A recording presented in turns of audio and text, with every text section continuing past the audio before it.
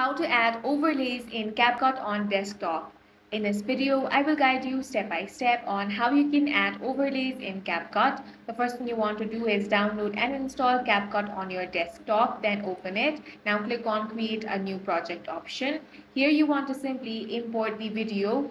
After this, you will find no overlay option here as you will find in CapCut Mobile. So instead, you want to click on import, then import the video you want to add as your overlay.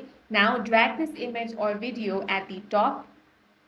Now this image or video is set as overlay. If you want to remove the background, go ahead and select remove background. Now you can simply select auto removal or select chroma key. For chroma key, you simply want to pick your color. Then you want to adjust the intensity. After that, click on the adjust option and from here you can adjust it. Click on animation to add any sort of animation from here and the final results will look something like this. And that's all for this video. If you found it useful, make sure to hit the like button and subscribe for more videos like this.